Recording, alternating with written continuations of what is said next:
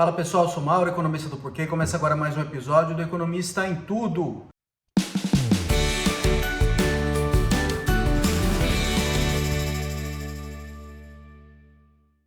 Para você que está chegando por aqui, eu convido a se inscrever no nosso canal e ligar o sino para receber as notificações. Toda semana de 3 a 4 vídeos novos. Também dá uma olhada no nosso site www.porquê.com.br, tem bastante conteúdo escrito lá. Hoje nós vamos falar do dado do PIB, que saiu na semana passada, que é o PIB do segundo trimestre desse ano, de 2023. Então é uma fotografia do passado da economia brasileira. Bom, o que é o PIB? O PIB é o Produto Interno Bruto e ele te dá uma medida de tudo que é produzido, da produção total do país em determinado período. E o período aqui que a gente está falando é o segundo trimestre desse ano. Então você vai juntar tudo que foi produzido de novo na economia brasileira, todos os bens e serviços finais. Tá? Finais é que chega lá para o consumidor consumir. Então, cadeira, telefone, estou falando as coisas que estão na minha frente aqui, caneta, ingresso de cinema, bens e serviços finais da economia brasileira, você junta tudo isso e te dá uma ideia da produção total. Mas como é que você junta? Como é que você compara maçãs e bananas, por exemplo? Você transforma tudo em dinheiro. Você pega o valor de tudo que é produzido e aí você tem coisas que são comparáveis em termos de dinheiro e soma tudo. A questão é que a hora que você põe o dinheiro em jogo, o valor do dinheiro está mudando ao longo do tempo por causa da inflação. Então, por exemplo, a produção de tudo está parada, mas o preço das coisas está subindo por causa da inflação. Isso vai dar uma ideia ilusória de que o PIB está aumentando. Então você precisa fazer um ajuste para tirar o efeito da inflação. Então o que a gente está falando aqui já é o PIB a preços constantes, ou o PIB real, que é já expurgando o efeito da inflação. Um segundo ajuste que você precisa fazer também é tirar a sazonalidade. Quando a gente está falando em PIB trimestral, ele vai subir e descer normalmente ao longo do ano, uma coisa que normalmente acontece. Então você tira o efeito da sazonalidade. Então o número que a gente está falando aqui já é o número sem a sazonalidade. O comentário, acho que final, que acabou faltando, que eu falei lá, que são os bens finais, tá? Por que são os bens finais? Por que não os tais os bens intermediários? Porque o bem intermediário ele já está embutido no bem final. Então suponha que uma concessionária vende um carro, tá? Dentro do carro tem um pneu, e o pneu é o bem intermediário. Então se eu contar o pneu também, aí eu estaria contando duas vezes. Tá? Então por isso que você não só conta os bens finais, ou conta o que a gente chama de valor adicionado, que é o que o bem adiciona no produto, além dos bens intermediários. Tá? Então você precisa fazer mais esse ajuste, por isso que a gente normalmente fala em bens e serviços finais da economia como um todo. Tá?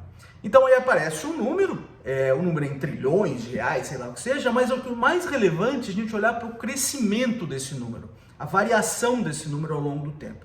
Isso aparece na forma de porcentagem. Tá? Outra coisa super relevante com relação ao PIB, porque ele é o valor da produção e ele também é o valor da renda da economia como um todo.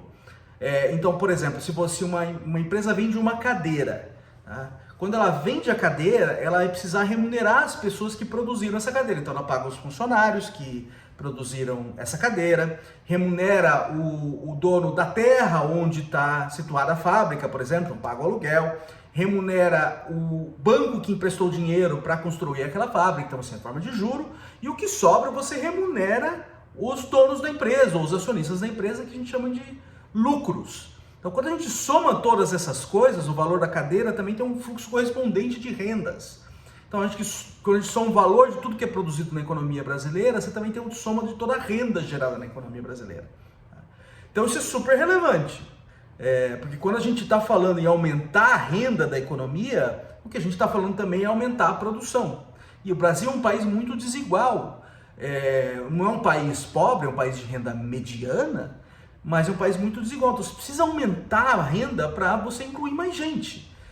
Então o crescimento é super relevante, o crescimento da renda. Por isso que a gente olha para esse número, essa porcentagem aí que aparece, a gente presta bastante atenção nisso. Tá?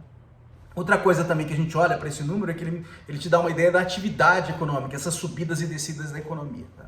Bom, eu falei aqui como é que é o PIB, porque é relevante, e vamos olhar para o número. Tá? O número que saiu nesse trimestre foi um crescimento de 0,9%. A hora que a gente olha para o passado recente, no primeiro trimestre, é um número bem mais alto, 1,8%. Tá? Então parece que tem uma cara de desaceleração aqui. Tá? Mas eu vou argumentar que esse número do segundo trimestre ainda é muito bom.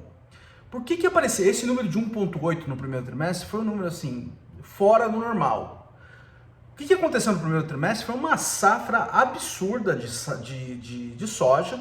Isso acabou carregando muito o PIB. Então você vê esse crescimento absurdo e dentro do PIB você tem os setores. Os três grandes setores são agropecuária, comércio, serviços e indústria. Tá? Comércio, serviços e indústria ficaram mais ou menos igual que era normalmente antes. Não é que não cresceu, mas ficou muito fora do esperado, do normal. Mas a agropecuária no primeiro trimestre veio esse crescimento gigantesco de mais de 20%. Esse negócio não iria se repetir, obviamente. Então o crescimento já veio mais baixo do que já era esperado. O que aconteceu dentro desse crescimento de 0,9%? Então a gente olha para a agropecuária, vê a agropecuária caindo, o que também já era esperado. Ele teve uma queda de 0,9%. Então, assim, já era esperado por causa que você não ia reverter parte desse crescimento absurdo que teve no primeiro trimestre. Só que essa queda ela não foi tão grande. Então o agro deu uma segurada no negócio. Tá? Uma coisa importante a ressaltar aqui, o agro é uma parte pequena da economia. Tá? Ele é menos de 10% da economia brasileira. Então mesmo com esse tamanho pequeno, esse crescimento enorme do agro no primeiro trimestre, ele explicou boa parte desse movimento. E reverteu, mas só que não reverteu tanto aqui. Tá? Então ajudou a segurar um pouco, foi uma queda não tão grande. Tá? Já ia cair, normalmente ele ia cair para reverter aquele crescimento absurdo, mas assim, deu uma bela de uma segurada ao agro. Foi muito bem, na verdade.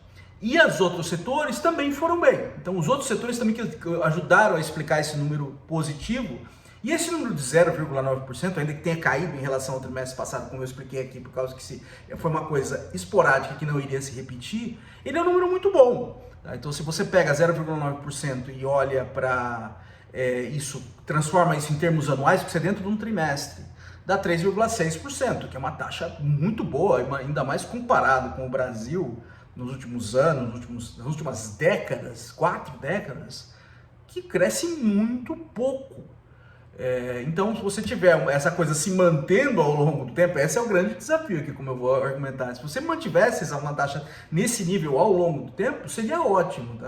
A questão da economia brasileira é que cresce muito pouco e tem esses ciclos de crescimento alto, depois em crescimento baixo ou até negativo, que a gente observou recentemente, aí principalmente na última década. Quando a gente olha ao longo do ano, em uma janela, nesse mesmo trimestre, em relação ao trimestre passado, a gente vê um crescimento de 3,4%. Tá? De novo, um crescimento muito bom. O agro que está carregando boa parte disso. Tá? Então, o agro nesse período cresceu 17% e boa parte foi o que aconteceu ali naquele primeiro trimestre. Então é isso que está acontecendo aqui. Então, a gente olha para uma janela de um ano, aí, ou esse período, esse trimestre com relação ao trimestre anterior, a gente vê esse crescimento muito bom. Tá? Mas ainda assim está sendo bastante carregado pela agropecuária. E aí, lembrando que mesmo sendo a agropecuária sendo um setor pequeno no PIB, ele contribui pouco para o PIB, é mais ou menos 8% do PIB. Os outros setores são muito maiores, principalmente o setor de serviços. O setor de serviços é a maior parte da economia brasileira. Ainda assim está conseguindo carregar esse crescimento forte aí ao longo dos últimos 12 meses. Tá? Acho que uma palavra final aqui para a gente tomar um pouco de cuidado é o seguinte.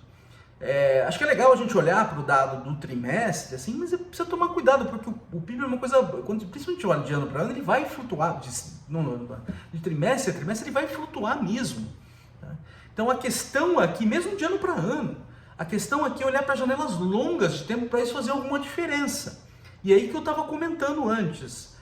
Se você conseguisse manter esse crescimento de 0,9% por trimestre, 3 a 4% ao ano, seria excelente, seria um número excelente. A questão é que isso não tem se mantido. Então, nas últimas 4 décadas, a gente vê um cenário de estagnação na economia brasileira. Tá? E o grande desafio aqui é você crescer mais, ou seja, expandir esse PIB de maneira mais consistente ao longo do tempo, sem ter essas reversões grandes que a gente tem observado, de modo que você consiga crescer o bolo. Tá? Você consegue gerar mais produção, você também consegue gerar mais renda. E mais renda você consegue incluir mais gente também, que, de novo, é uma coisa super relevante para um país que ainda que não seja um país pobre, não é um país rico, mas é um país ainda muito desigual, que precisa crescer essa renda para que suba todo mundo e principalmente as pessoas mais pobres. É isso aí, pessoal. Muito obrigado por ter assistido o vídeo. A gente volta a conversar mais na semana que vem. Dê uma olhada no nosso canal, tem bastante conteúdo lá. O endereço é www.porquê.com.br. Você vai entrar nas redes sociais, tem aqui no YouTube, no Facebook, no Instagram e no Twitter. E é isso aí, até semana que vem. Um abraço!